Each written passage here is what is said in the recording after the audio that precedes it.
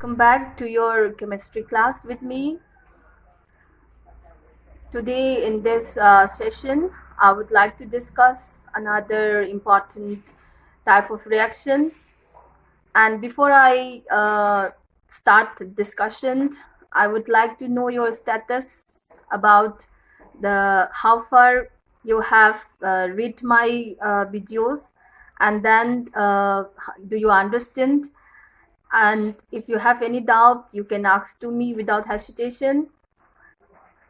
And very soon on Thursday, 30th of April, I would set a online test of 20 minutes of only 10 marks MCQ questions, and I will tell the timing after this class. In today's session, I would like to discuss about double displacement reaction. In the last class, I have discussed about displacement reaction and what is a displacement reaction. In a displacement reaction, an element or a metal which is more reactive will displace a less reactive metal from its source solution. And to know that a displacement reaction will happen or not, you have to by heart, you have to know the activity series of some metals, and I have also given the task to by heart by yourself the activity series so that you can know the displacement reaction better. And today, double displacement reaction. In this double displacement reaction, it is somewhat different from displacement type of reaction. And in double displacement reaction, you will mix two solution. You will mix, or that means reaction will happen between two solutions. Your solutions may be aqueous or may be other, but up to your standard, generally you will discuss along with aqueous solution. So for your better understanding, I would like to pick up an example, an activity from your textbook, and with this example, you will better understand about this type of reaction. Look at this activity. In this activity, you will take sodium sulfate solution and barium chloride solution in two different test tubes, separate test tubes. Before you mix, you have to observe carefully at your two solutions. The two solutions are all colorless. They will all dissolve in water. You will take about 3 ml, that is a little, not very large. You will take about 3 ml of barium chloride solution and sodium sulfate solution in two different test tubes.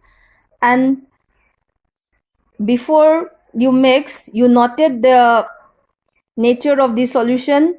All are colorless and clear solutions. No solid, that means all the salt you put dissolve, and they are all clear colorless solution. And mix. After you mix the two solution, you will find a white solid formation. That means an insoluble white substance will start form and seen to your eyes, and that insoluble substance we call a precipitate. You can also know from the line given here, the insoluble substance form is known as precipitate, and in short form we call PPT. And such type of reactions, that means all double displacement reactions may not form such PPT, and that's why we cannot say that double displacement reactions always associate with the formation of precipitate. So you cannot say that double displacement reaction always followed or always form precipitate. Some of the double displacement reactions form precipitate, and if a reaction forms precipitate, then you can also call that type of reaction a precipitation reaction. So here the live example that we are discussing is also an example of double displacement, is also an example of precipitation reaction. And look here, in this reaction, you are taking sodium sulfate solution, AQ. So this AQ means aqueous solution, and barium chloride aqueous solution. Then they form barium sulfate and sodium chloride. So what changes you observe here? The metal you see here is sodium is a metal and barium is a metal. Here you have seen two metal here, and the radicals, anions, sulfate radical and chloride radical you see. So the sulfate radical and chloride radical, they two present here, but the thing is that the ions, you can say sodium ion here and barium ion here, the two metal ion exchange and they form the other product. So instead of combining with sodium and sulfate, barium ion combines with sulfate and form your barium sulfate. And here in the barium sulfate, S is given here, solid. And that's why we are saying that if solid is formed, it will sink to your eyes and it will settle down, and this is called precipitate. Then NaCl, that means sodium combines with exchange, they exchange and took the position of barium and it forms barium chloride. And in barium chloride, sodium chloride. So here sodium chloride, aqueous solution of sodium chloride. Aqueous means it will remain dissolved in the solution. In the light of that activity, now you can write the definitions of double displacement reaction easily as the reaction in which there is an exchange of ions between the reaction is called a double displacement reaction. In the above activity, you have seen that sodium ions and barium ion, they exchange and form another new product, that is barium sulfate and sodium chloride. And one more important thing is that double displacement reactions, they are generally accompanied or they occurred in solution medium. That means they occurred in solution form. And most of the salt that we take is also dissolved in water.